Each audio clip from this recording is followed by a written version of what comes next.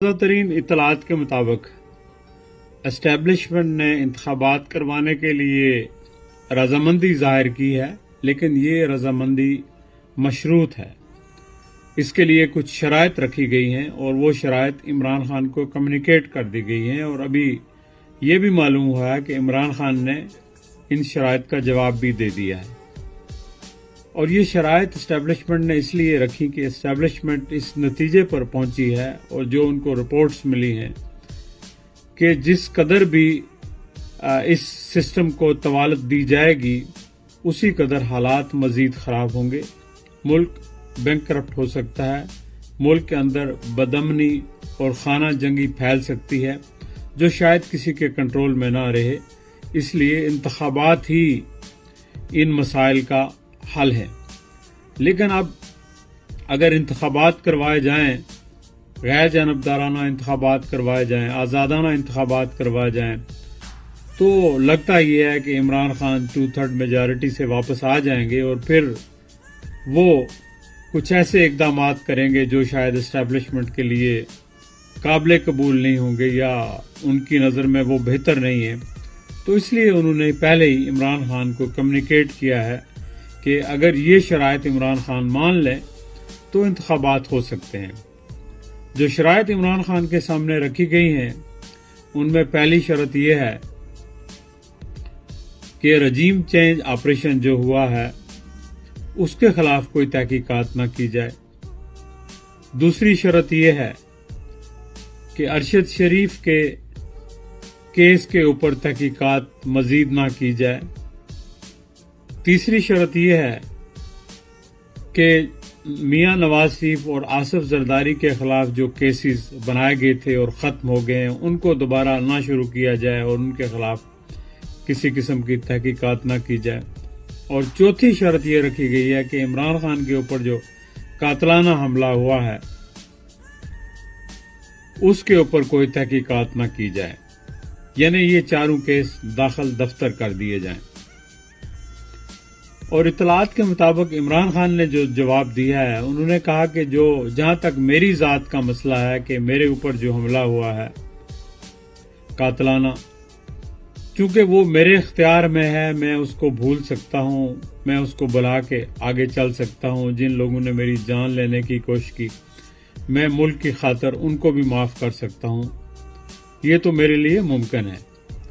और जहां तक अरशद शरीफ का मसला है तो अरशद शरीफ की फैमिली मौजूद है, उसकी वालदा मौजूद हैं, उसके बच्चे मौजूद हैं, उसकी वाइफ मौजूद हैं, तो वो फैसला वही कर सकते हैं। वो अगर अरशद शरीफ के कातलों को माफ़ करें, उनकी मर्जी, उनको सजा दिलवाना चाहें और केस को परस्यू करना चाहें तो उनकी मर्जी, जैसा वो चाहेंगे। अगर मेरी हुकूमत आ गई तो ऐसा ही करेगी।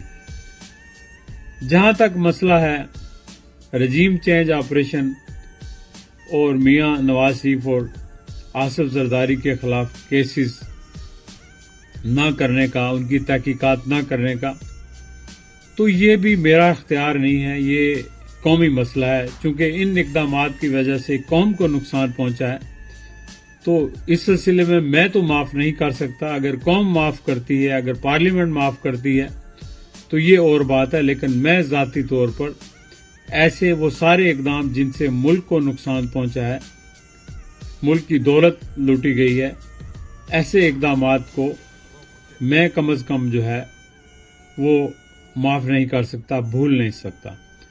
तो अब ये जवाबात तो इस्टेब्लिशमेंट को मिल गए हैं। अब इस्टेब्लिशमेंट ने ये फैसला करना है कि क्या वो वाकई जो मौजूदा हाइब्रिड सेटअप है इसको जारी रखना चाहेगी, जबकि आधी असम्बली खाली है, 2 सूबों की असम्बलियां सरे से मौजूद नहीं है। तो इस सेटअप को जारी रखकर मुल्क के कौन से मामलात जो है वो हल करेगी या मुल्क को किस कदर इस्तेकाम मिलेगा सियासी, माशी या किसी भी लिहाज से, तो जाहिर है इसका जवाब तो नफी में है। तो एस्टेब्लिशमेंट के लिए भी ये बहुत मुश्किल हो गया है फैसला करना। मेरे ख्याल में ये मुश्किल नहीं, ये बहुत आसान है। लेकिन एस्टेब्लिशमेंट अगर चाहेगी कि वो अपने पेश रो जिन्होंने मुल्क को اس ڈگر پر پہنچا دیا، اس بحران سے مبتلا کر دیا، اگر وہ ان کو بچانا چاہے گی تو پھر ظاہر ہے کہ اس کی سوچ جو ہے وہ پیور ملک کے لیے نہیں ہوگی، وہ عوام کے لیے نہیں ہوگی، وہ ان کو بچانے کے لیے ہوگی۔ تو جب بھی آپ جو ہے جانبداری سے سوچتے ہیں تو آپ صحیح فیصلہ نہیں کر سکتے۔ تو یہاں بھی ایسا ہی ہو رہا ہے کہ اسٹیبلشمنٹ بھی جانبداری کا شکار ہے، یا ان کی کوئی مجبوریاں ہیں، یا ان کی بھی ویڈیوز بنا رکھی گئی ہیں، یا انہوں نے کوئی وعدے کیے ہیں، یا ان کے اوپر کوئی پریشر ہے جس کا وہ اظہار نہیں کر رہے۔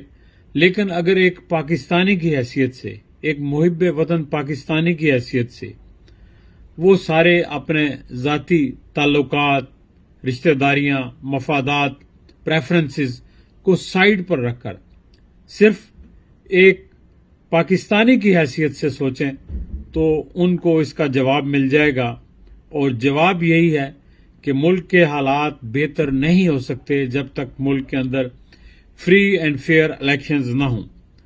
الیکشنز میں جو بھی جیتے وہ اپنی ٹرم پوری کرے، اگر وہ غلطیاں کرتا ہے تو بلا شبہ عوام اس کو مسترد کر دیں گے۔ عوام کی کسی سے کوئی رشتہ داری نہیں ہے، عوام تو کسی حد تک پی ٹی آئی کی حکومت کے خلاف بھی کھڑے ہو گئے تھے، لیکن جب وقت سے پہلے پی ٹی آئی کی حکومت کو ختم کر دیا گیا اور اس کا نقصان عوام کے سامنے آیا، پھر اس کے بعد لوگ زیادہ عمران خان کے اور پی ٹی آئی کے سپورٹر بن گئے کہ ان کے ساتھ زیادتی کی گئی، ان کو اپنی ٹرم پوری نہیں کرنے دی گئی۔ تو لہٰذا یہ جو جوڑ توڑ ہے، پولیٹیکل انجینئرنگ ہے، یہ سارے کام اسٹیبلشمنٹ کو فی الفور چھوڑ دینے چاہیے، اور ان کو اپنے سیکیورٹی سے متعلق معاملات پر فوکس کرنا چاہیے۔